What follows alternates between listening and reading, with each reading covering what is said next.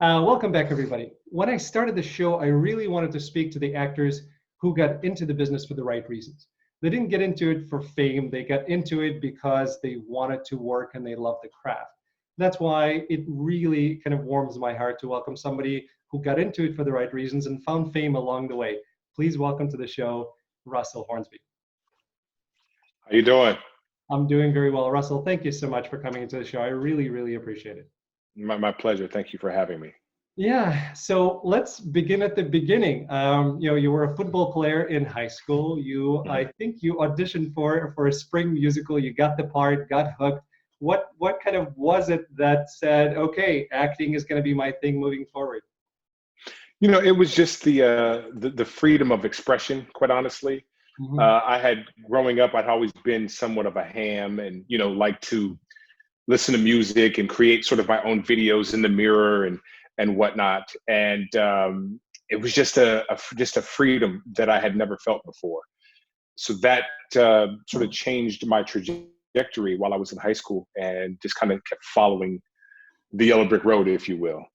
And so, the other thing was the reason why I decided to study Okay.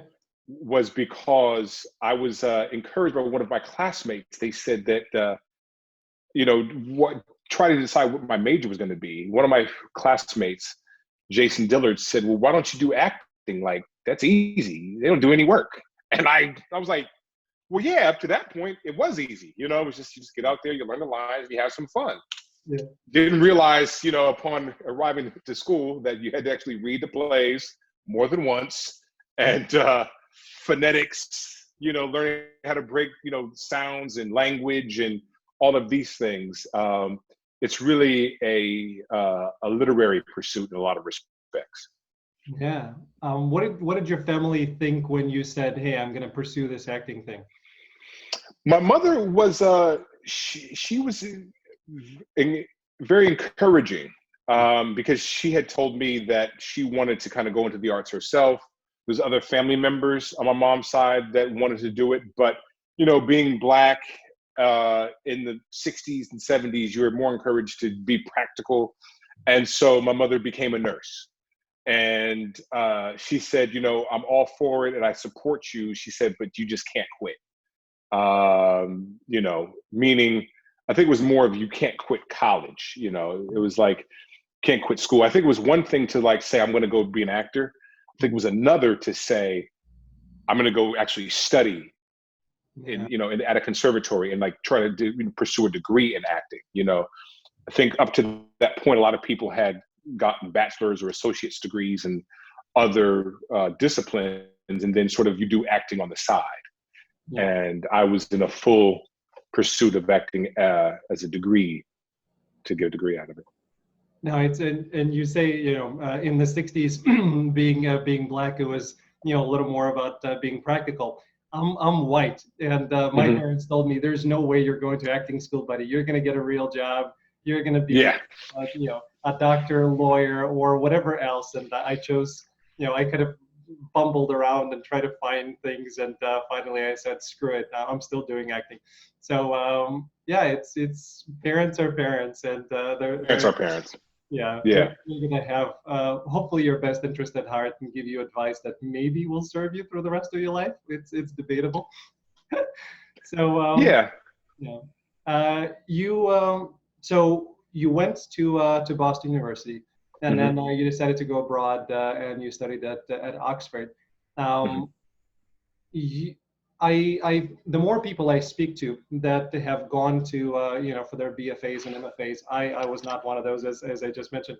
The more I hear something that kind of threw me is the focus is entirely on theater, the focus is entirely on performance, and I think all of the people, maybe with very few exceptions, have said that there was no courses on auditioning, on what the life of an actor is actually like, how to get the roles, what the set is. Is that what you found as well through your 8 years of studying?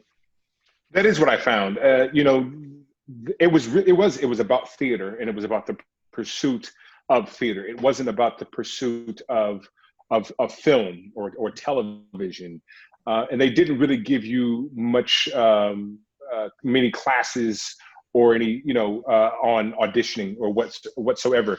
You kind of, it was on the job training, and honestly, for me, in retrospect, I mean, I wish they would have given us a few more tutorials on some other things, but I really believe that if it's in you, like if you have the talent and the desire is in you to pursue it, you'll find your way. I just believe that. Like, I don't believe that there's a cheat code. Art is subjective, but you can have an objective career in a subjective industry. And I really believe that people can see, oh, you might be a little green or whatever, but there's talent there. So let me give him or her a shot.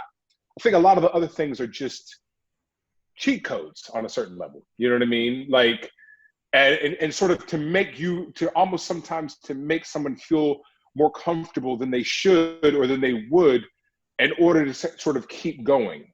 But I feel like if it's in you, your desire will just cause you or give you the willingness to pursue it, to keep going. People say no, doors slammed in your face, you don't get the job, you say, I'm gonna get right back up, I'm gonna do it again. That's part of the deal. Agreed. I completely agree with that. I wish that these programs would at least give you some workshops, because I was talking to Eve Gordon, whose first role is with Robin Williams on a movie, and they tell her this is your mark, and she literally had to ask, what is a mark? And they thought that she was kidding. And you hear Mark speeding, you hear all these things, and people don't know what they're talking about. So instead of trying to be yourself in the moment, get in the character, you're figuring out what the hell are they talking about, and I don't want to be a fool. So at least prepare people for what they're about to do from the technical perspective. No, I agree. I think the issue that we're having now is that the process gets accelerated these days because there's so much content, right? I think the problem is that people don't have an opportunity or time or willingness to apprentice, if you will, right? Or to be mentored, right? Because you're coming out of school and kids who are 21 and 22, 23 are getting leads on shows and they're not necessarily ready, right? So they're getting thrust into the fire and people no longer have the patience that they used to have to work with you because we have to shoot it now, we have to shoot it fast, we have to get it done, turnover. I don't have time to tell you anything, I have time to teach you anything, you don't have time to learn. And I think so people are at a detriment that way as well because there's so much money, because there's so many things happening, almost too much. And I feel like that hurts careers, but that's another story. But I think that I wouldn't mind delving into, but I think that's a problem as well. Going back to football, it's the same adage, right? We drafted somebody in the first round, they're going to play. There's no more sitting around for 2 years. Right. Somebody. Yeah, it's all over, not just our industry, but yeah, I agree with you. We will actually circle back to some of the careers being impacted. I do want to hear what you have to say on it, but kind of staying with your trajectory and your work. So you get out of school, you get to New York, you do a lot of theater, and then at some point in time, you decide to move to LA to pursue on screen. So the question there is, what made you kind of take that choice and decide I'm going to do more on screen versus theater, which is your foundation? Well, it was suggested to me that when I was graduating from BU, I was going to go to Los Angeles initially, and an director by the name of Ruben Santiago Hudson was doing an August Wilson play at the Huntington Theater, and he recommended that I go to New York and try to do as much theater as possible.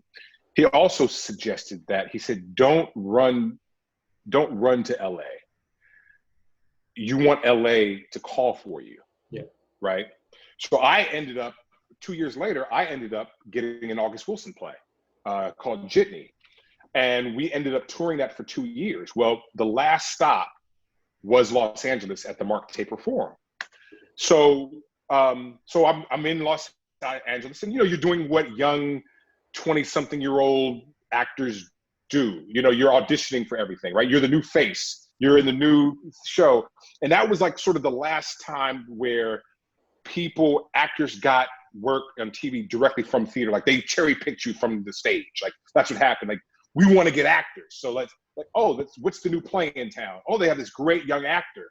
Great, let's bring him in. So I was a part of that. And I had tested for 2 shows. I had tested for CSI, the original. And then I had tested for this TV series called Gideon's Crossing with Andre Braugher and Ruben Blades. So here's the funny thing. So we had yet to go to New York to take the play to New York. Now, I'm from the theater. So they say, I know that if you do a play, but you don't bring it to New York, you didn't do it. Right? So here I am. I'm doing August Wilson, who's one of my favorite playwrights, right? And so I've been traveling to this play for 2 years. I get the Gideon's Crossing role. They offer me money. They offer me the job, but they said, you have to quit. Yeah. So to make a long story short, I kept saying, well, I can't quit the play. And then they kept offering me more money, but they said, but you have to quit. I said, I'm sorry, but I can't quit the play. You don't understand. Like, I'll say no to this. Now, this is being young and 24 and idealistic. And, and saying, like, I am a theater actor, so you have morals, right? So you're like an integrity. I'm a theater actor. So I was like, I can't quit. And they kept raising the money. I said, so what? So this is how they could do it, though. So they ended up giving me the job at more pay, and they shot me out in 4 days. Okay. So from when we closed in LA to when we opened in New York, it was like 2 weeks. They were able to shoot me out in 4 days. It ended up being 6 days, a day on the front, a day on the end, travel, all that kind of stuff like that.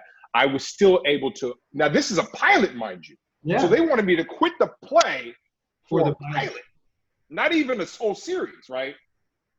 Play ends up getting picked up, I find out, and then I do 3 months of the play in New York, which I open now.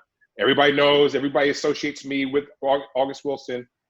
And then I leave the play and I go to LA to do the series. We only did 1 season. And so I ended up staying in LA after that. But what I did do is pretty much every year, whether it was in New York or Los Angeles or regional, for 10 years, I ended up doing a play a year, at least 1 play a year for the next 10 years. So kind of keeping my feet wet. Yeah, no, that's awesome. And it makes a lot of sense. You hear stories all the time. Again, I'm in the secondary market of Chicago, and Chicagoans, I'm sorry, we are a secondary market. So we don't have to, pretend to be not. And there are stories of, guys doing really well in Chicago and just moving to LA. And the adage applies of, no, LA is going to come calling for you. You don't go to LA to start over. So you have to get to a certain point. So I'm glad that worked out for you. You mentioned Gideon's Crossing. It's actually interesting because, looking at your career, which is awesome, by the way, looking at your career, it seems to me, and this is a very subjective perspective, but it seems to me like on screen, the acting universe, if you will, put you with the right actors at the right time to kind of advance your career. And, we could be here all day talking about it, but you mentioned Andre Braugher, so let's go there. You did 20 episodes on Gideon's Crossing. That was your first kind of foray into television. It was drama, and you get to work with Andre Braugher, who's awesome. I think that could have been a real opportunity to not just get your feet wet, but work with somebody who's already great and really transition. It was a great opportunity, and it did, it was funny. Andre really, he sort of tested me, when I first got there or when we first met. Mm-hmm. And it's funny, he went and, asked around about me. Okay. And he hadn't seen the play that I did, but his wife had seen it. So he says, we're there for the first couple of weeks. He's kind of standoffish, and then he comes to me, he says, I told my wife some of the actors I'm working with, and I mentioned your name, and she knew you. She said you were a theater actor and you did a play. I didn't see it. She said you were wonderful. You were fantastic. I said, yeah, thank you. I had a good time. It was wonderful, this, that, and the third. So from that point, once I got vetted as a theatrical. Yeah. It was like, okay, now I'll take you under my wing and I'll teach you some things because you seem to be worthy. You know what I mean? And, and the thing is, for me, it was it was learning through observation. He didn't really, they didn't pull me aside and say, are you watching? Are you paying attention? Did you see this? Did you see that? I just became a sponge. I was the kind of actor, I always got there early and I stayed late. I would get there a couple scenes before it was time for me to shoot. And if I had to leave early, I would just stay behind and just watch everybody. Sit at Video Village, ask the director questions, ask other actors questions, ask other crew members questions, those kinds of things, and watch how people conduct themselves, on set every day. And so that's how I learned, just by absorption and by observing. That's awesome. And again, goes back to my point. You got in this for the right reasons, and that's what people do when they're in it for the right reasons. They're in it for the art. They are a sponge, and that's what they want to do. I love that. Yeah. The first project that I actually saw you in was 2002, Big Fat Liar. And yes. I still love that movie. I just rewatched it with my kids. I have a 16 and 11. Okay. I just introduced them to that movie. It's still as good as the first 5 times that I've watched it. When I was younger, and there you get a chance to play with some wonderful people, including Paul Giamatti, who I truly enjoy. Billions, by the way, is my second favorite TV drama. Absolutely, yeah. Favorite of mine as well. Yeah. Being the sponge, and again, Paul was already kind of establishing himself. What were you able to pick up? And again, that was a move from drama on Gideon's to comedy in Big Fat Liar. Any learning experiences there? Well, I started to learn how to not take myself so seriously. I think that when you come from the theater and you have this ethic of the theater, and I trained at Oxford and all this kind of stuff like that, you take yourself a little bit too seriously. And so when I got on Big Fat Liar and I'm watching Paul just be crazy and zany and whatnot, and then you're having directors tell you less, and you're trying to figure out what less is. But what I began to understand as I'm watching Paul and others, I'm going, oh, let me tap back into that kid who used to recite The Wizard of Oz and sing songs in the mirror, that fun side of me. Let me remember the kid that I was, when I was in college having fun, or when you're on stage during tech and you're singing songs and you're writing rhymes. That is still part of you. Don't forget that, right? So it's not just about the to be or not to be, you know what I mean? It's about maybe playing the fool, you know what I mean? That kind of thing. So I was like, okay, wow, I can still be good and creative, but it doesn't have to be quote unquote deep. Do you know what I mean? And so I started to tap into that fun side of Russell, the one who likes to tell jokes and sing songs. And because it's funny, coming up, I was always cast as the heavy. But my friends who know me, they're like, I'm actually the crazy one in real life. Like in real life, I'm actually the one telling jokes and singing songs, telling stories. But in work, I'm like, we need 3 CCs, ladies and gentlemen of the jury. I'm like, dude, you're always so damn serious.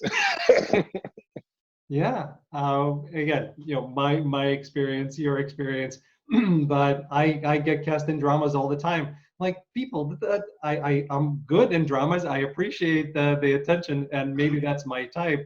But I'm this silly, goofy, weird guy that wants to go around and just play and have fun. Right. Yeah. I want to do more comedies. The most fun project I've ever had was a student film in which I played a coked up drug addict, ED spokesperson, sex addict, motivational speaker. And when the director came to me with that role, I said, absolutely, I want to play that, because you can just go big and you can have fun, and that's the most fun I've ever had on the set. An ED sex addict. That's interesting. Yeah. This is the guy that's doing ED commercials, and he literally says, thanks a lot, God. I have erectile dysfunction. In his Right. perspective, erectile dysfunction means that he cannot last for more than 2 hours. Wow. This is awesome. I got to walk the whole day, and we were at CineSpace where you were shooting as well, not at the same time, I don't think. Although Right. you were there at 2019, this was 2018, so not at the same time. Yeah, we Um, were 18 into 19. Yeah. yeah, so I was in CineSpace, around normal actors, and I was walking around dressed like an idiot with a 10-inch dildo in my pants. And I'm like, you know what? I'm just having fun. I don't care. Have This is fun. great. So anyway, that was that role. Um, Getting kind of diving back into what you said in terms of careers, that particular movie, I still, I enjoy tremendously. And then I look at Amanda and I look at Frankie and I'm thinking, God, our industry sucks and what it does to kids. Um, so much talent there. I was convinced, as Amanda was coming up, I was convinced that this girl was going to have a huge career and she would be working all the time. And bang. Well, I think you can suffer, which I'm sure they probably did, in my opinion, that you suffer from burnout, and I think that happens to a lot of kids. I think that happens to young people who grew up playing sports, basketball, football, tennis, you know what I mean? Like all those things, when you started at a young age, I think by the time you hit 21 or 24, you suffer from burnout. And you can't, it's hard to tell people who are eating off of you that I would like to take a year or two off. Do you know what I mean? And there's always a carrot dangling. They're always saying, well, we had this wonderful project for you, and we have this other project for you. And 8 times, 9 times out of 10, it's a project that's based upon you being young and or cute, not necessarily talented in so much as to be able to show the breadth and depth of your ability or your talent. Or you haven't had an opportunity to define or find what your talent really is. Do you know what I mean? So I think that's what happens to a lot of young artists, young singers, actors, whatever it is, burnout. Makes sense. Yeah. I Again, mean, it happens to grown people. It happens to adults. You do a series for 6, 7, 10 seasons and you hear about they fell off the face of the earth for 5 years and they could make a comeback. They're like, what happened? Well, I was tired. I wanted to fish for 5 years. Something yeah. like that. And I mean, is that one of the reasons why people, some people, obviously not all, but some people don't live in LA because they need to get out of the bubble and they need to reconnect and keep things more balanced? Yeah, I do. I think so. I think that if you fancy yourself an artist, you realize that it's the art that moves me, not the town. And so when you're an artist, you're not looking for the next party, you're looking for the next opportunity to showcase yourself, your talent, right?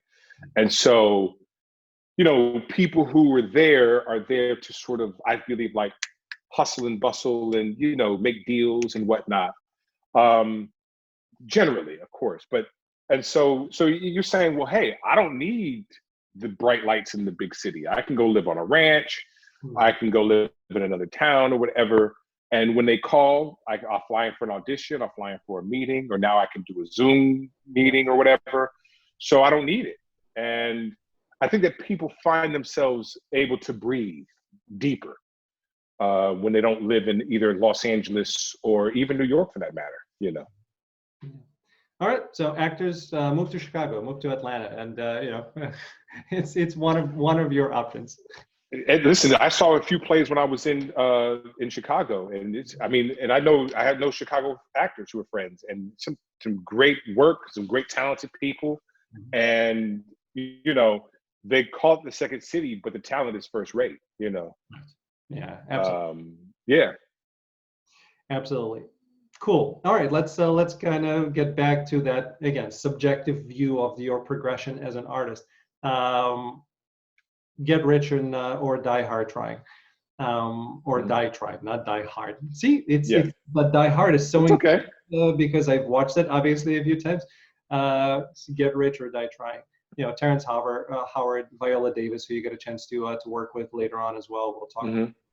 Any kind of acting experiences there that you want to talk about? Well, it's interesting. I feel like I've always felt that I was misunderstood as an actor coming up. I felt that I always thought that I was better than the opportunities that I was given. I think a lot of people feel that way. So, again, I come in playing a doctor, right? So then your next real opportunity is to play a police officer.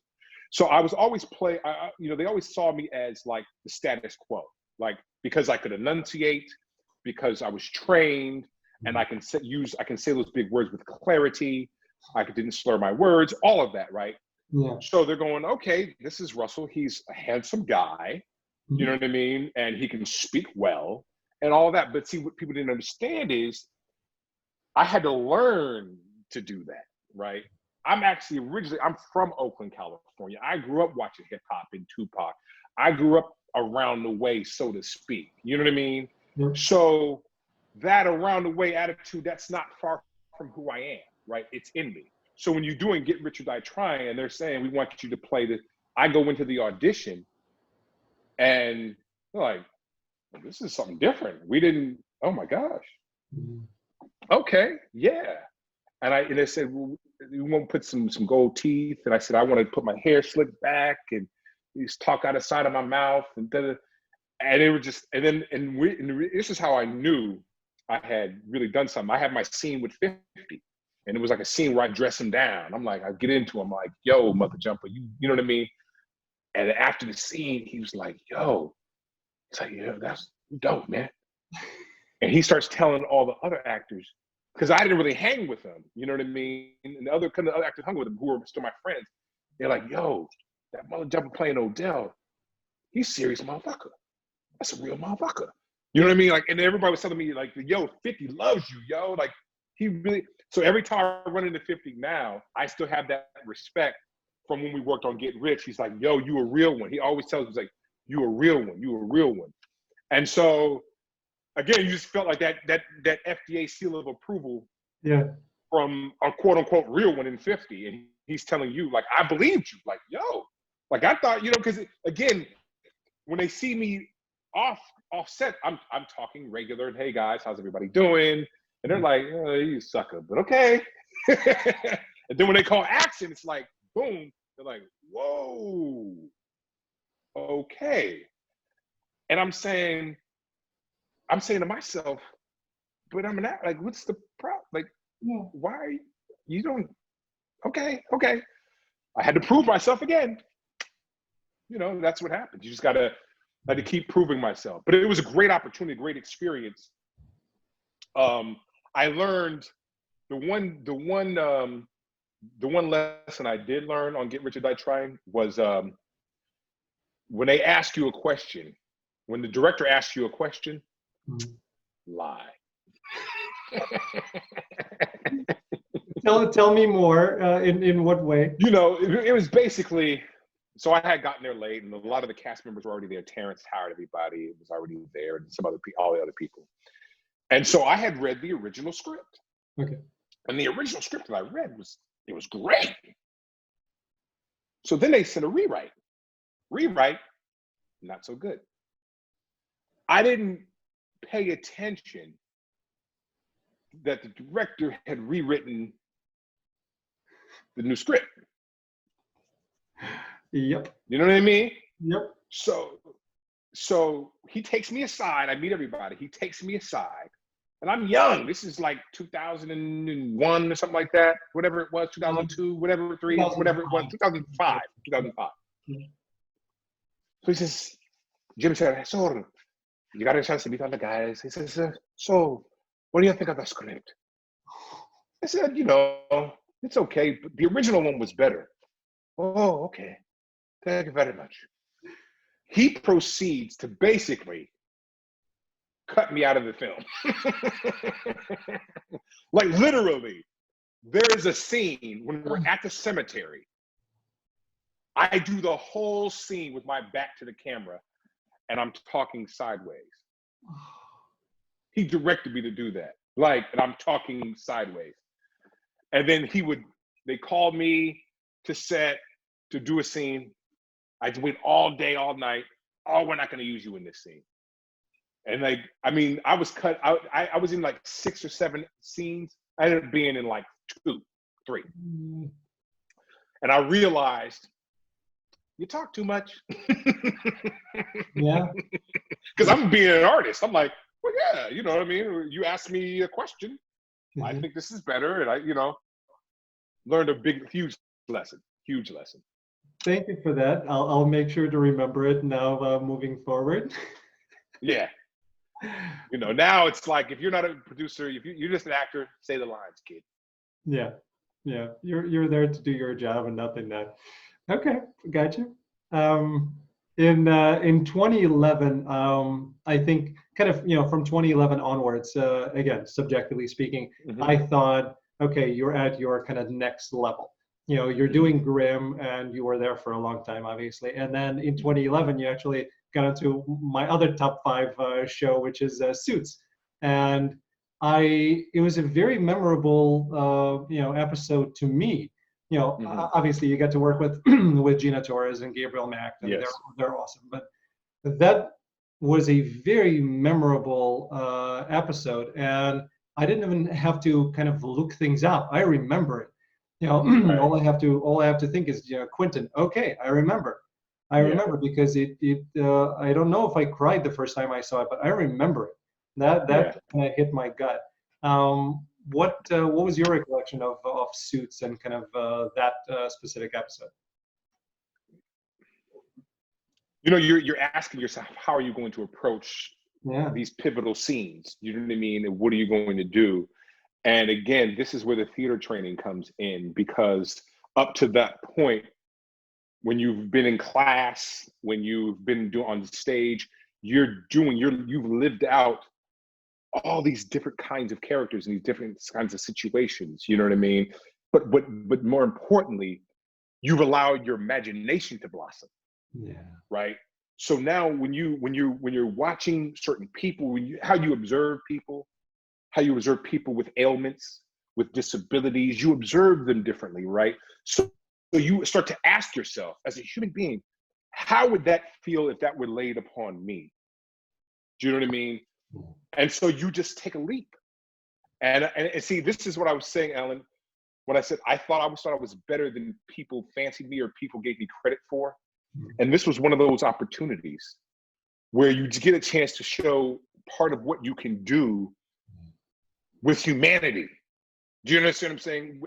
Someone with an ailment, someone with a sickness, someone with a certain possible disease or whatever. You can show that with humanity. And that's a part of the artist that you are, that shows your capability. And when the director says, wow, thank you, we don't need to do that again, it's great, we're good, and literally mean it, you knew you've touched on something, and it affected people. Again, that's me being able to show my talent, but also my humanity. That's awesome. Did that again? You were on Grimm for a while after that, and you continued doing some projects. Was any of that pivotal? Did people see, oh, okay, he can do more, or still, you're kind of pigeonholed a bit? No, you're still pigeonholed. You know what I mean? Because it didn't, sweep across the landscape for a lot of people. Yeah. And even with Grimm, I mean, it's funny because I was like, up until Grimm, I had thought, like, I finished doing the Fences in 2010. I get Grimm in 2011. I didn't work for almost 9 months prior to Grimm. Okay. So I thought my career was over.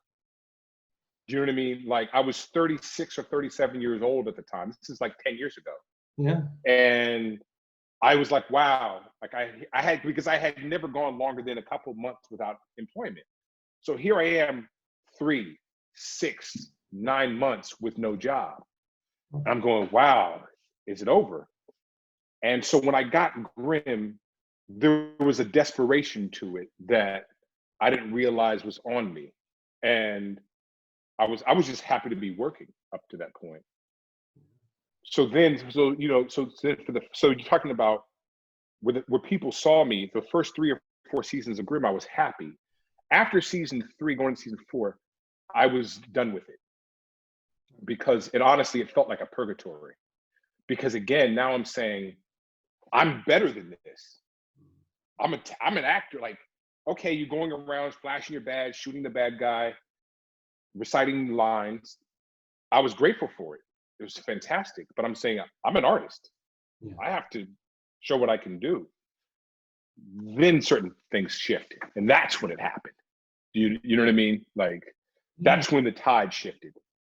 Because I remember, and again, kind of doing my prep. I have not watched Grimm, so I'm not pretending. Mm-hmm. I've Oh seen no, it's okay. Yep.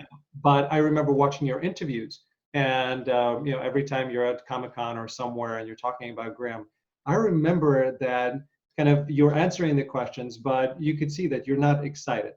And I'm like, that's interesting. I wonder why that is. Now I know. Yeah, because I'm saying to myself, this can't be it. Yeah. You know what I mean? The money's great. I'm on TV every week. That's great, but this can't be it. Mm-hmm. I mean, I've watched. I have dreams. I have aspirations. I have more to give. I have more talent. I didn't go to school to just say he went that way, or just a facts man. I just didn't do it. And so and also it's like I also felt like you go to Comic-Cons and stuff like that. Like it's a trade show.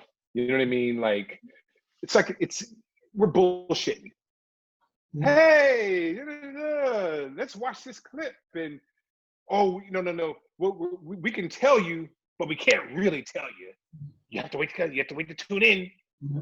And I used to get mad. I'm like, we got to give these people more than this. I don't know. That was just, and I didn't like what it, it's like everything became, you know what it is? This is what I'm saying. It's like Comic-Con and all these, they became launch parties instead of really something for the fans. Do you understand what I'm saying? Like, I felt like we were cheating people. And it just didn't sit well with me after a while. Right. You know what I mean? Like, you bring the new Superman movie to Comic-Con. Then you bring a drama to Comic-Con. Like, now these aren't even based on comics. They're just a drama. We're going to bring said drama to Comic-Con with no flying people, no spaceships, no squirt guns. You know what I mean? Like, what is this now? Mm-hmm. And so you kind of get disillusioned, just kind of like, I want to, I know this commerce, but I'm saying there's got to be more. Please tell me there's more. Yeah. Well, you got to do more, and you got to do Fences with Mr. Denzel Washington. Did you get a chance to kind of feel what you wanted to feel and to show your ability and to really kind of take a bite out of something? I did. And, we did the play first in 2010, mm-hmm. and then we do the movie in 2016. And let me tell you something, like, I felt like I had arrived, like being called and asked to do it, and them having, and still not necessarily being a name necessarily. I think that because I did Broadway and because I was still on TV, mm-hmm. it helped. Because I do believe that if I wasn't on Grimm at that time, they probably would have gotten somebody else. Mm-hmm. I truly believe that. Okay. But I'm working with Denzel, I'm working with Viola on in the movies, mm-hmm. and I'll never forget. This is the one takeaway. I learned how to be an actor again on that set, because I had come. Because remember, I said to you that I felt like I had something to prove. I had something to offer. Mm-hmm. So I had come to the film just energized and ready to prove something. And I had forgotten the first lesson in acting, which is to listen and react. And the last scene the last scene that I'm in, I just wasn't hitting it with I mean, and you can kind of feel it, and it's like, you can feel it in the set. Everybody's like, and Denzel was like, hey, let's try this, let's try that. But the one thing he told me, he said, don't come with a result. He said, you're here for him, your brother. You're here to help him. So everything you've lived your life, everything that you've done has happened. Now, whatever you have to say is to help him. And it just changed everything. And I listened, took the note, and we did it again, and I hit it, and he said yes. And I remember, and I was reminded how to act again.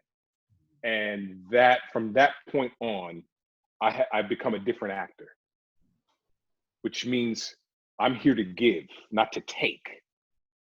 I'm here to give of myself. You know what I mean? I'm here to offer something, not to take anything, not to take the scene or take the moment. I'm here to be in it, give what I can, be happy with whatever the result is. And the main thing is to be honest and truthful. If you're honest and truthful in the moment, this is what I learned. You don't need to worry about, let me look at the playback. Let me see how I look on the screen. If it was honest, you're truthful, I don't need another take. I'm done. Move on. And that, by the way, again, in my opinion, is what they mean by do less. Because it's not about you doing it. It's about you being there and being there for your scene partner. Yeah. And I had forgotten that. And Denzel, he just reminded me of that. And I'll never forget it. I'm in his debt forever for that. And not only just the opportunity itself, but just the lesson, you know. Thank you.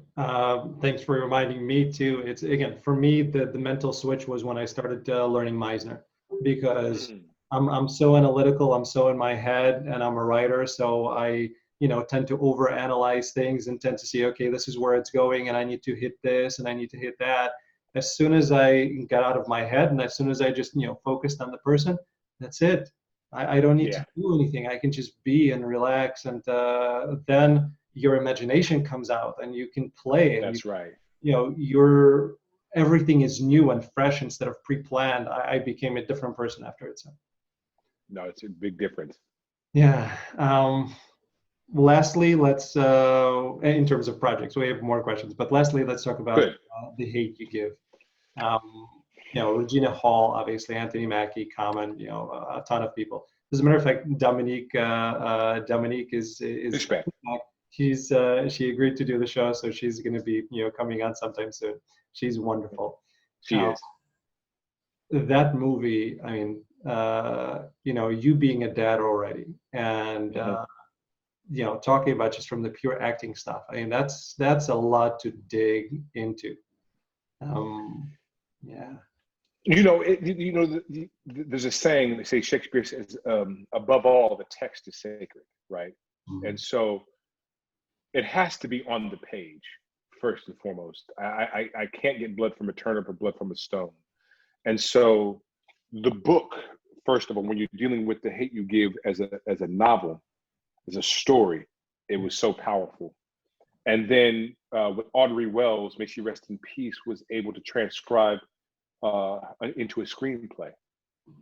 And again, another time when people still saw me as Dr. Lawyer Indian Chief, if you will, right? Not understanding that I could still be that around the way guy. You know what I mean? And so again, being able to be culturally specific, but with a clean sense of humanity as well.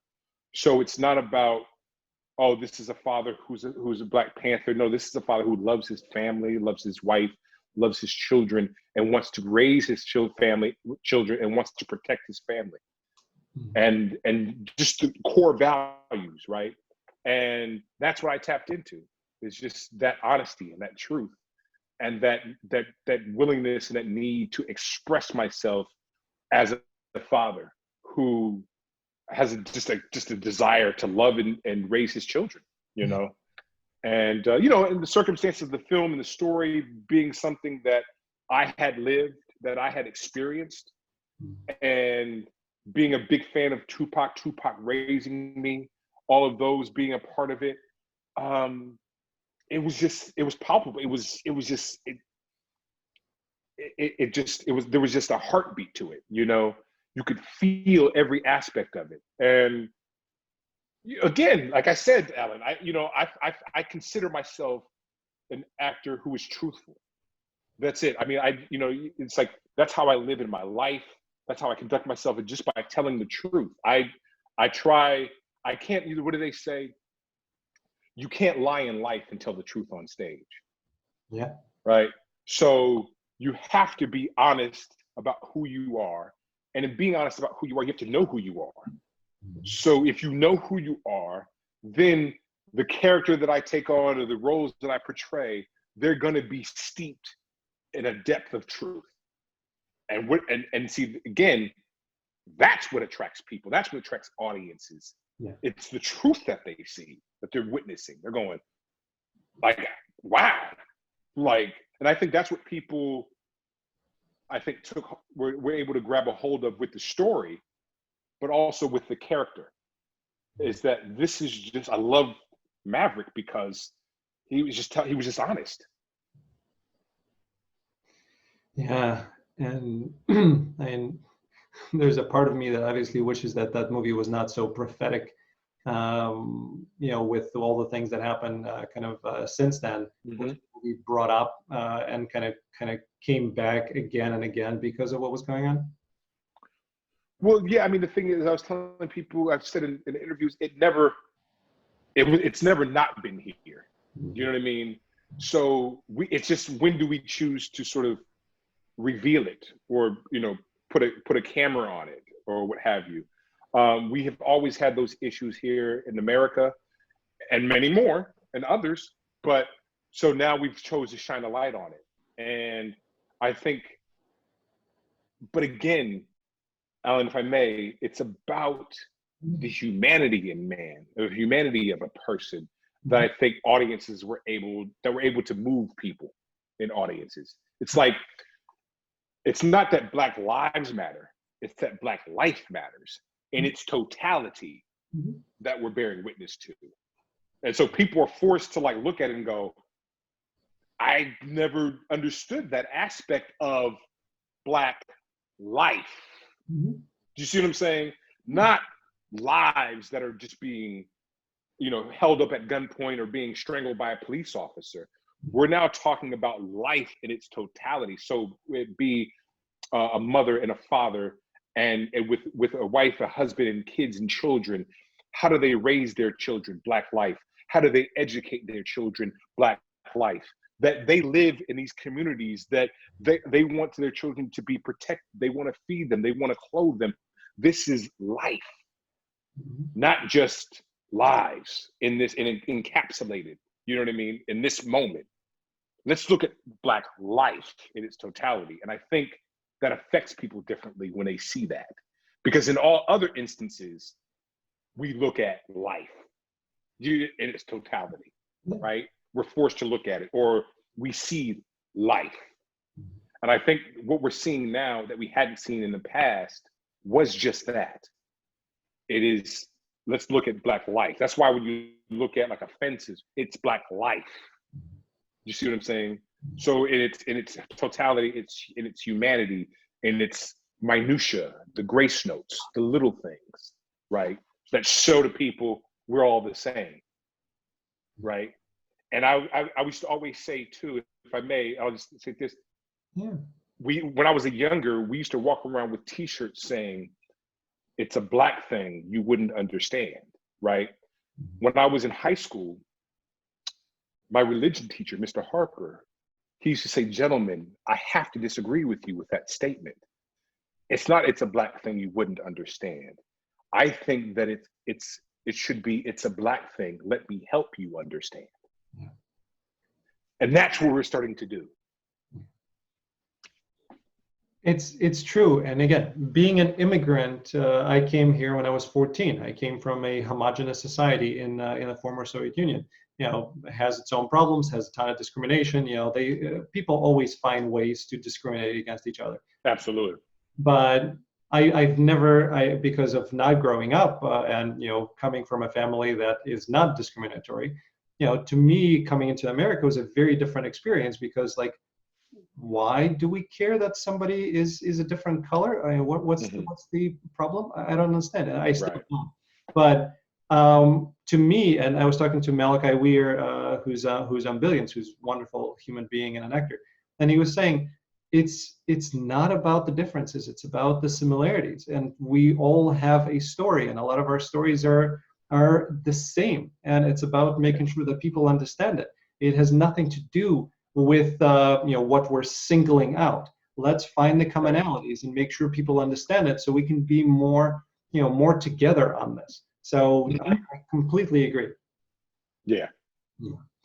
All right, getting kind of back on a lighter note, if you will. But I love when the acting universe kind of it taketh, but then it giveth back. And 20 years later, you finally get a chance to work with Sly Stallone, as opposed to Copland, which was an Right. unfortunate experience. But you finally get a chance to work with Sly and Michael B. obviously, and a ton of amazing actors there. So did you feel that the universe finally said, okay, here you go. Okay, we robbed you the first time. Here's the reward 20 years later. Yeah, and it was a greater reward. You know what I mean? To be part of that universe, that that Rocky Creed universe, is a blessing. You know what I mean? And you're hoping that they call you back for Creed 3. But I mean, what happens is you get the opportunity to sort of look behind the veil, see behind the curtain, see again, how the game is played and how the sausage gets made, and again, that's another project that I was happy to be a part of. But now being a little bit more savvy and more experienced, when they cut you out of scenes, you don't take it personally anymore. You know what I mean? So you just kind of say, okay, this is what I'm here to do. I'll do it. And then when you see the film, oh, okay, well, that's life, and you take it in stride, and but it was still fun. It was fun to work with Michael B. It was fun to work with Sly, fun to meet everybody. And just honestly, like, it was great to work on a film again. It was like, I haven't done too many films compared to television, and television moves at such a fast pace. You really don't get an opportunity to enjoy the work you're doing or to enjoy the time. Like, television is really like the industry. It's really like work. It's like show up, punch in, punch out, go home, where film is like, okay, here we are. Let's shoot these 5/8 of a page today. And let's maybe block for the other pages tomorrow. Wow. And we'll see what happens. Like, it was like, wow, this is the dining room. I've been eating in the kitchen for the last 10 years. You know what I mean?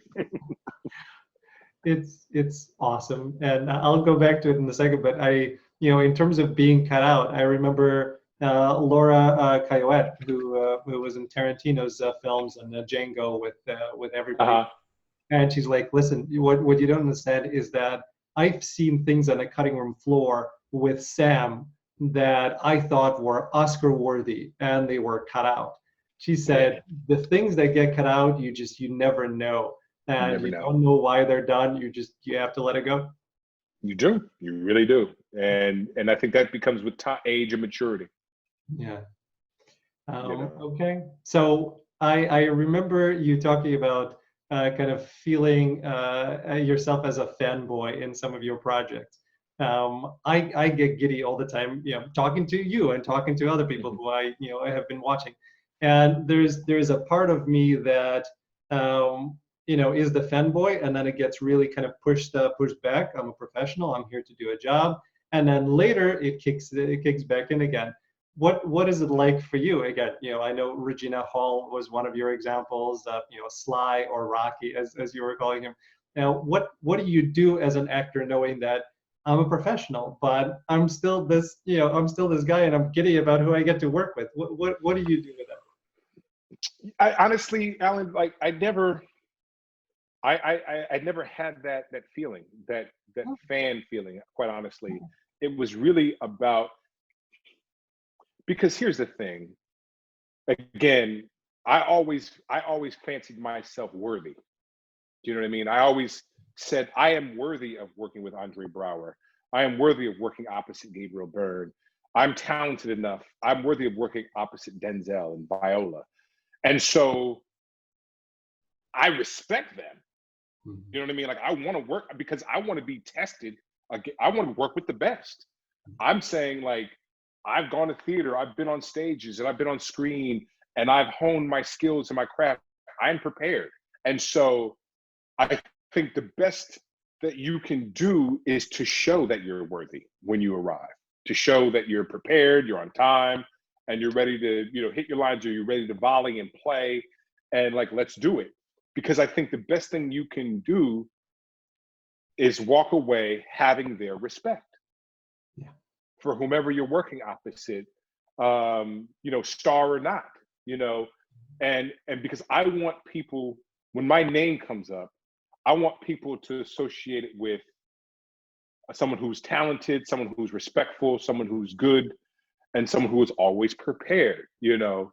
And so I never felt that I had an time to sort of be a fan, because by the time you get to a point where you're here, you're in it. Yeah. Like who taught me that was Billy D. This is when it happened, honestly. Billy D. Williams played my father on Gideon's Crossing, right? My mother was a huge fan of Billy D. Williams. So she came to set, you know, one time when he was playing, and she got a picture with him and everything like that. And Billy D. Williams said, "Hey man, you're a good actor, you're talented." He said, "You know, you're doing it." You know what I mean? And I was playing coy. I said, "No, I'm just here. I'm just trying to do my best." And he said, "Shut up." He said, "Nobody wants to hear that." He said, "You're here now. You're one of us." He said, you know, he said, like, so like, own it. Own the position you're in. Own it. You know what I mean? Don't be scared. Be respectful, but you're here now. You're one of us. And so, like, I guess, so that was the moment where I was like, I stopped being a fan, if you will, because I had Billy D. Williams tell me, cut the shit. Yeah. Cut the coy, you know, "Oh, I'm humbled. I'm so humble." He's like, you're full of shit. You're good enough, you're talented, and you're here. You wouldn't be here if you weren't. So own the space. And so I guess over time, I internalized that of just saying, I don't have time to be a fan. You know what I mean? Like, I'm working with Gabriel Byrne in the morning. I gotta be ready. You know what I mean? "Oh, Miller's Crossing, I love it. Usual Suspects. Oh, what was it like?" Like, "Hey man, do your fucking line. Let's go." So that's what it is. And I think that we're talking about, I think that was the moment. You know, that was the moment that kind of prepared me to just say, because he, you know, he wouldn't let me be coy or play coy. You know what I mean? And so I can't. No, that's great. And thank you. I'm going to take that to heart. I appreciate that. Mm-hmm. All right, let's get into the lightning round. Yeah. You've been on a lot of projects, you know, on film, on stage, and I guess let's focus on screen for this question. But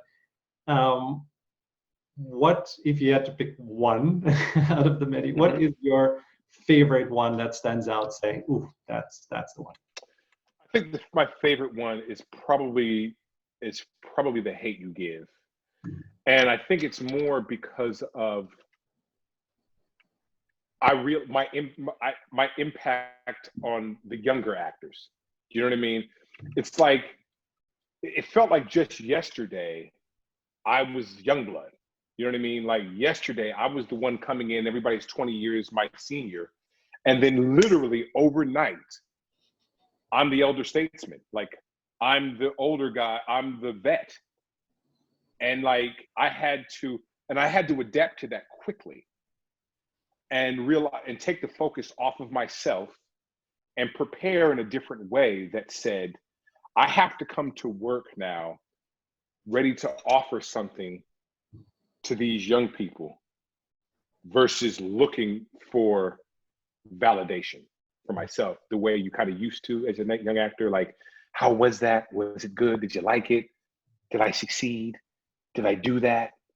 And I couldn't do that anymore. I had to know, I had to be able to sort of have a third eye on my own work and go, the truth, I told the truth. I'm ready to move on. And be able to look at the younger actors and say, hey, think about this next time. Or whisper an objective thought in their head and say, hey, let's think about this. And just work with them. Work with Amanda Listenberg. Work with Lamar Johnson. Work with Algie Smith. And give them food for thought. And I think that was why that was my favorite, because in that I realized I am now the veteran. I am now the elder statesman. And I owned it. You know what I mean? And I enjoy now being the mentor. You know, I enjoy that because I was mentored myself in a great way. So, you know, I take it on as it's a rites of passage now. Like I'm Yoda in training, if you will, or Obi-Wan. You know what I mean? I mean, not to self-aggrandize, but you know what I mean? Like I'm a Jedi, but I'm waiting to be Jedi Master or whatever the hell you want to call Yoda. Yep. You know what I mean? Yeah. I'm not Luke Skywalker, but I'm not Yoda yet. Well, you got the spot on the council, so you're there. Yeah, there you go. I'm on the council. I'm not leading it, but I'm on it. All right, and you know. And if you were on the council and your lightsaber would be of what color? Blue. Sounds good. All right. What's the weirdest thing that ever happened to you on the set? Wow, weirdest thing. I think it's wow, what project? Weirdest thing. Man, it's hard to pick one. It's like well, a set. I think what happened one time. Wow, weird. No, nothing. Okay, it doesn't have to be. Just... You know, I mean, honestly, like nothing really. It's like, you know, you forget a line or a door doesn't open or something like that. I mean, that's all it's been. You know, it's interesting because I had to approached the work so like I never allowed myself to like have fun until recently. You know what I mean? So it was like because I was so business minded about it. But like, you know, but more on stage when like you're going to open the door doesn't open, you have to find another way to get on stage. You know what I mean? There's things like that have happened where people drop lines and you have to like sort of vamp for, you know, a couple lines to get you back, like those things. And those are the fun things to make sure that like you're on it. And that happens on screen, but you can always say cut, you know. And I always approach, my whole thing is to never try to say cut. So like there are times when like another actor, I'm working opposite an actor and it's coverage is my coverage. And like they might be standing in front of the camera. So I don't get distracted. So I'm not the kind of actor who goes, cut, you're in my light. I just move over. Or literally I'll say something and I'll go, I'll just like move them out of the way and then we'll keep going. Those kind of things, because I don't want to waste a take. And I'm saying, I'm always the kind of actor to stay in the moment. Something could happen in this moment. Yeah. You may not use it, they might, but let's see what happens. Because there's always cut. There's always take 2 or take 5 or whatever. Yep. So out of all of the incredible actors that you get a chance to work with, if you had to pick one, and in terms of pure acting stuff, who would be the one that you would single out as the best actor you've ever got a chance to work with? I'm going to have to say, we know him because we've seen him on Fences, but Stephen McKinley Henderson, who played Bono on Fences opposite Denzel. Because I worked with him on stage, and I was able to do, I believe, 4 different plays with him, 4 different plays. And the man, he is a crafts person in every sense of the word. And this is where, again, we're talking about mentorship. And I was able to watch, see, again, when you read the script and you say to yourself, you're reading certain things, you're going, that's interesting. And you watch somebody on stage pull just amazing stuff using the words that you read. And you're going, how did they find that? or certain gestures that they found to accent a word or a phrase or a line, and how to underplay, overplay, how to land on it. I'm like, this man is amazing. This is a craftsman. And so what he challenged me to do, unbeknownst to him, was to literally, what I call woodshed. You know what I mean? So I worked with him on stage, and I worked with him on screen, and I woodshed because of Stephen Henderson. Like I went back and I started working harder on the material. I stopped. Like I used to, like, because I fancied myself such an actor, a stage actor. When I got TV, TV wasn't theater. It was TV, But he got me to start taking everything seriously. Every job you get, approach it with a fervor and a passion. Because I would watch him make so much out of little things, just minute details. And he would always say, there's always more. You know what I mean? And so Stephen McKinley Henderson, like he was one of the best. He's unsung, but he's one of the best that I've ever seen. And it was just an honor and a pleasure and a joy to work with him, because he took the craft so seriously. And, he's one of those people too, like, this is another reason why you talk about mentorship, why it's so important, is because it's all the things that happen off stage or off screen or between or after cut and before action. It's like, the stories that they tell, that's a part of the lesson.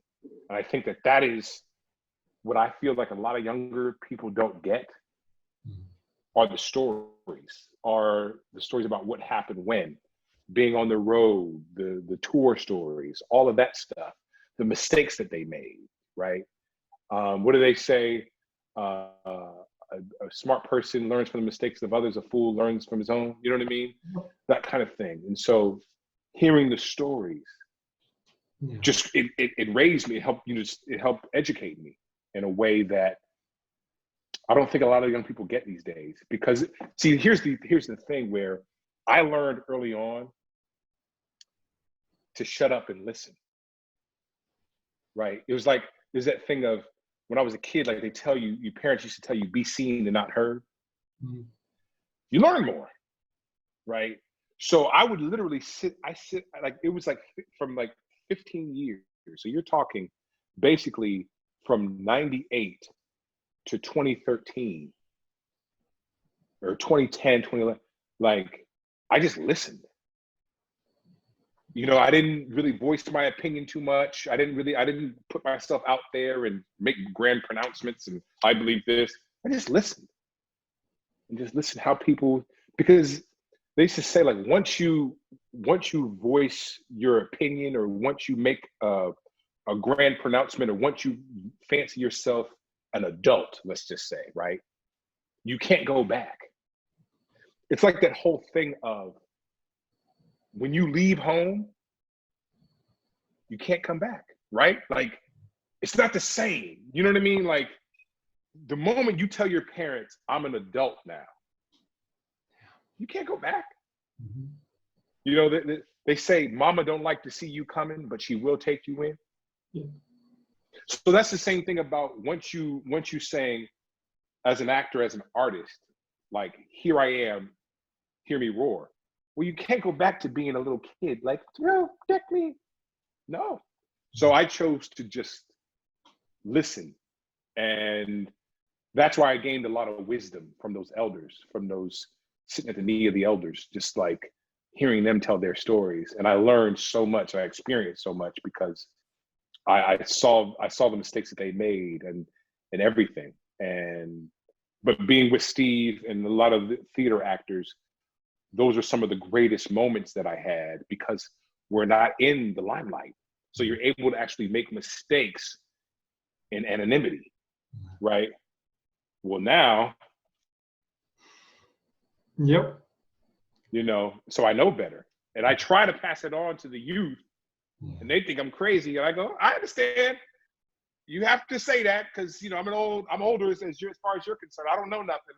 It's a new day. Okay. And you're not old, by the way. In one of Right.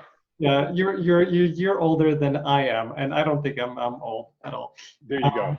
And in one of your interviews, what I found just precious is a beautiful woman was interviewing you, and you were talking about Michael B. Being bended steel, and you were the older statement saying, "All right, fine, you got it." And she's like, "Oh, come on, you still look good for your age." I'm like, "Oh God, why do you say that? Still look good for your age? You don't say that." Right. You look Yeah. good. Stop there. That's it. Yeah, that's it. No, Right. and that's the thing. You think you're young until you meet younger. Right. You know what I mean? Like, and that was the lesson. I was like, oh, I'm not in my 20s or 30s. You can't walk around with no shirt on anymore. Yeah. No matter how good you look. Like, once you hit 40, Yeah. I just believe this. Like, men shouldn't walk around with no shirt, and women should not walk around with a midriff showing. I don't care. Like, honestly, like, unless you're at the gym, like working out here. Other than that, like, put some clothes on. Like, modesty. Yeah. Like, you're a grown woman. Like, you ain't gotta like. And what do they say? We want to. What is it? I want to keep me guessing. Hmm? Yeah. I want to dream. Yeah. I want to guess what's under that dress or that shirt or whatever. You know what I mean? You're over 40. It's like, listen, lady, it's over. You know what I mean? Like, now you're staying in shape for you. Yeah. Yeah. Even for me, like, I'm married. Mhm. I got 2 kids. Yep. I'm staying in shape for me. So you don't go around with no shirt on, walking around like this and hey, all that kind of stuff, because you're married. Guys do that because they're trying to get a girl, trying to get a guy, whatever it is. You're looking for somebody. Hey, it's like, it's over. Well, Terry Crews will disagree with you on that, but Terry works out every single damn day of his life. Well, there's a difference though, because he's getting paid. That's true. That's true. So, if you're getting paid to show your biceps, triceps, and delta, you know what I mean? Yeah. That's a different story. Yeah. You know what I mean? If they're paying me to walk around with no shirt on, well, hey. All right, that's fine. There's a pot of gold at the end of that rainbow. Yes. So many jokes, but we're gonna move on. What's the most fun the actor hustle job that you ever had? Oh man, I just do telemarketing, and you do those things where you're like surveys. Yeah. And I couldn't stand the job. It was boring as a mother jumper. But what we used to do to get surveys is I would work on my dialects. Yeah. And so I would call different regions and use, a hello, you use a Southern dialect. Hi, my name is Russell. I'm calling from New York. I just want to see if I can talk to the man or the woman of the house and see how they're doing, all those kind of questions. And talk with a standard English tone. Hi, my name is Russell Hornsby. Try to sound all profound and deep and resonant and whatnot. And then, but the one that used to get him was that British accent. Oh, man. Because everybody thinks, Brits are so proper. You know what I mean? So, you say, good evening, love. My name is Russell Hornsby. I'm calling to sort of ask you a few questions about Banana Boat products. Do you use sunscreen? What PF do you use? And what things like that? Would it be possible if I could just have you hold for a brief moment and talk to my supervisor? Oh, it was such a lovely to speak with you. Thank you so much. You do all that stuff, and I'd have them on the phone for hours, to the point where all the other people would come around me and I'd be just talking like, and it's sort of this and sort of that and sort of that and sort of this. And would you mind if I ask you just a few more questions? And, all that kind of stuff. And I'd be ringing them up. It was great. And then one time I used to dress up I dressed up one holiday season as a pilgrim, as Santa Claus, and as teddy bears. Oh my God. So I used to go around, it was like when cell phones were starting to come out, and I would walk around, had a pilgrim suit on, doing stuff for cell phones. I'd walk around with a Santa Claus suit. And then I would go to dressed up like a teddy bear. And then I would go to those, what do they call those? Remember, they have like corporate industrials. Yeah. Where you go up and you do like, you'd reenact, things of like, what happens in the workplace, like sexual harassment in the workplace and do's and don'ts and stuff. So you had to dress up in a suit. This is before they put them on TV or on film. So you had to dress up in a suit, you'd reenact them. So I would go and do that, but I was still broke. So I knew all of the places, all of the things, and I do them so much that the security guards knew me. So me and my roommate at the time, we were hungry, we were broke. Yeah. So I'd put on my suit, have a little bag, and I go around to all the locations, like 5 or 6 locations, and get the bagels, get the sweet rolls, get the milk, get the juice, get the soda, and just pack my bag. Go, hey, Russ, hey, Jimmy, you here for another one? Yeah, what floor is it again? Oh, 21. Go up to 21. Because you knew they all started at 10 a.m., so you get to like 9:30, 9:35, you know what I'm saying? Or you knew that every morning they'd have breakfast for, people, you know what I mean? And this was before 9/11, so you didn't have to have a badge, you didn't have a thing. You just walk in there, hair be all coiffed, nice suit on. Boop, boop. Hey, and I come home with the bounty. Hey, man, we'd eat for days. Then we'd freeze bagels. We'd put them in the freezer and save them. Awesome. Okay. You got to do what you got to do. Got to do what you got to do. It was great. What's one thing most people do not know about you? I think they're learning now, but that I'm funny, that I have a sense of humor, that I'm more silly than I am serious. Like my friends, like they know that I'm crazy. I'm always telling jokes and making off-color comments and, things of that nature. And so I think a lot of people they're getting to learn now because I'm doing more interviews, but more that I'm wild and crazy.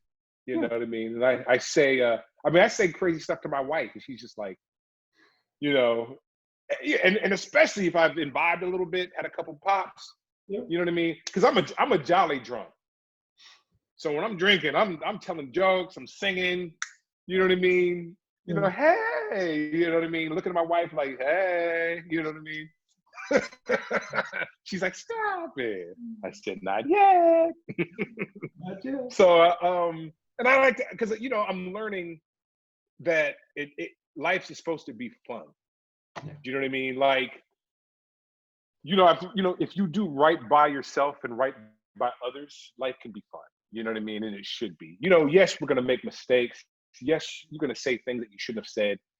But as long as you don't lie to people, you don't cheat them out of anything, you don't steal from them, you don't abuse people, life is life. Like, so, you learn to forgive yourself, right? So like again, I'll say some random crazy things. And a couple days later, I'll be like, I said that. And I'll call people up and be like, hey man, I shouldn't have. They're like, are you crazy? That was funny as shit. We had a ball. My wife thought you were great. My cousins, my uncle, oh man, I'm so okay. Like, oh man, you're great. You're fine. But there's no malicious intent in any of it. It's just really about, because you work hard. We work hard. We live, in such a way where we have to work hard and we have to take care of our family, take care of our business, our kids, everything like that. That you're saying, it doesn't have to be that deep. It's not that deep. You know what I mean? Like, it really ain't that deep. So let's not make it deep. You know what I mean? Like, man, have fun. And I'm learning that. Like, as long as you have your health, your kids are fine, they're healthy, your wife's smiling. That's what my uncle always says. He says, hey man, make sure your wife is smiling. If your wife is smiling, everything's okay. She ain't smiling, you got problems. You know what I mean? So keep a smile on her face. Yeah. So, and that's, so like, I just try to like, I take care of business. I'm serious about like life and working hard and stuff like that. But at the end of the day, I'm like, hey man, like I tell people, I'm making a living doing what I love to do. Like I don't know what a job resume would look. I don't know what a resume. I couldn't make a resume. Do you know what I mean? Like so what's not to love? What's there to be mad about? Like, why are you mad? You know what I mean? So I believe that wholeheartedly. Like, come on, guys. Yes. Come on. You know, I mean, even now, like, it sounds cliche, but man, and I was saying this before the pandemic hit, your health is everything. I was telling people, like, I used to say this, like, I've been saying this for like 5 years, like, your health. Yeah. So if you have your health, you get up in the morning, your kids are healthy, they're breathing, we can figure everything else out, man. Yeah. You know what I mean? And so, I don't know, you know what I mean? Everything else will work itself out. But you got your health, you're all right. Yeah. Unfortunately, most of us don't realize that or don't realize how true it is until something goes wrong. And then we figure it out. So, yeah. And then you know, I mean, and so, you know, especially now, you got to find reasons to smile. You got to find reasons to laugh. You know what I mean? Like, you know, listen, we're going to get frustrated. We're going to get upset. We're going to get mad every once in a while. It's human nature. You and your wife are going to argue. You know what I mean? You're going to say something that's just but we can come back from that and we can still laugh. You know what I mean? Like, that's what I'm saying. Like, unless somebody, you know, hurt you or mistreated you, everything else is forgivable. You know what I mean? Like, it just really is. So I don't even know if I answered your question or not, but You did. I'm sorry I went off on a tangent. No, you did, and it's an important one to have because again, like I'm a happy-go-lucky, you know, look at the positive side of life type of guy, but it's been difficult to do that, and I have to constantly go back and say, all right, so yeah, I know what's happening out there. I know I'm upset about that, but let's focus on what's actually important in my life right now. So Right. it's an important reminder. I'm glad you mentioned it. And I'll just say one other thing, if I may. It's like, Yeah. I think you have to forgive yourself. So I think also, you know, we talk about it's okay to not feel good for a day or two. Like to say to yourself, to forgive yourself and just say, I don't have it today. Yeah. Versus trying to mask it. And I was saying to this is an interview or Zoom like 3 or 4 months ago, whatever, when it kind of first started, Mm-hmm. and everybody was saying like, "How are you doing?" And I'm like, "I'm not doing well, Right. but I can fake it for my kids."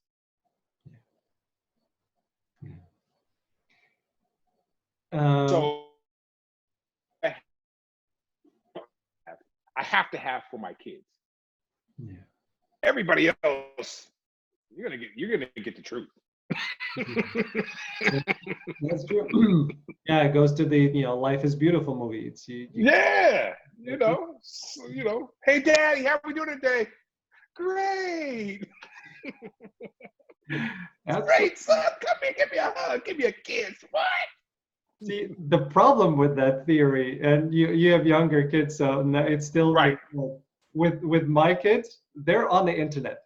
You know, my son wants to know everything. He's about to turn 11. I can't turn off all of his electronics. He's gonna know, and then he's gonna ask. And then I'm trying to be careful and trying to be objective and trying to kind of educate. I don't want him to have an opinion and then taking him years until he develops his own real opinion. I want whatever thing I tell him to be in as objective way as possible, so he, you know, he kind of grows up on his own accord without me telling him. Because again, you know, I'm of Jewish heritage. I'm not religious, but you know, from the time I was a kid, I grew up hearing, "Hey, you're bad because you're a Jew."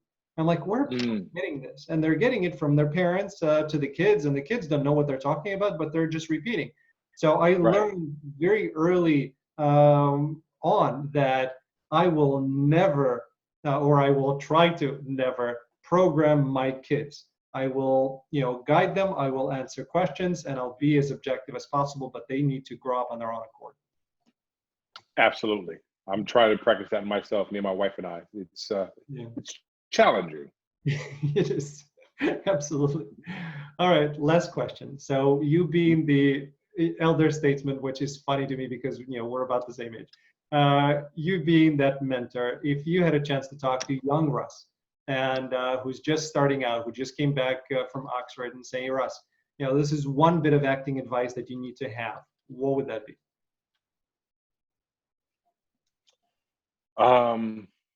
Acting advice. Mm-hmm. I would tell, the one thing I would tell young Russell is party less. Okay. Party less. There will always be another party, you know what I mean? And I think that, everything turned out great, but you realize you lose some time. You lose, there's study that just didn't get met. There's books that didn't get read, research that didn't get done because you fancied yourself having fun, and that's great. But I wish I would have taken it more serious earlier. That's what I would tell. Take it. Do the work now. You know what I mean? Do more work now, and you'll be doing a lot less later. And because now you got kids. There's a ton of books I want to read. I'll get to it when my kids get older. Listen, if there's one silver lining to COVID times, is that you have a little bit more time on your hands. So hopefully you get a chance to read some. Well, my kids are 5 and 3, so you have no chance to read. I get it. I got another 3 years before it's like, get off the internet. Yeah. Now for me it's easier. Absolutely. My daughter just wants to be driven somewhere and to hang out with her friends, and my son wants to go to the basement and play Fortnite, and I have time to do this. So yeah. Right. You know what I mean? And it's like, so yeah. No, but I mean, no, there will be time, and but yeah, I mean, and I think that man, like, because the acting itself, the acting part, it's not the actual work that I would tell. It's all the stuff that you do, the preparation you do outside, that I think is what we need mentorship for. Do you know what I mean? Because I feel like the acting part of it is really what's inside you and comes from your just talent level and your experience.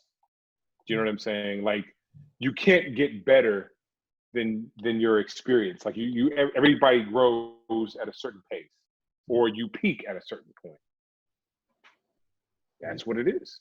You know what I mean? But it's like, how do we come to the moment? How do we arrive at the moment? How do we arrive to the set? How do we get there? How do we get to the theater? What our preparation the night before, our preparation the morning of. It's all of those things. And I didn't always prepare properly. There you go. You want to be young. You want people to think you're this funny silly guy, and there you go, going back to seriousness again. You're trying to you're kind of but that's what I'm saying. I had fun. That's what I'm saying. Like, I was, but you get there, you're a little. Fortunately, I'm glad I'm 27. It won't work now. Okay. Yeah, 26 and 46. There's a reason that 20 years does something to you. I think so. Well, then, really, I'm so thankful for you to come on and to share your wisdom. There are many things that I personally have taken away from it, and right on. Yeah, I know that I will take that forward. I know people who are watching this are going to take it as well. So thank you. My pleasure. Thank you for having me. And thanks to everybody for watching. We really appreciate it. We know you love acting as much as we do, and that's why we do this. Thank you. I appreciate it. I like it. Thank you.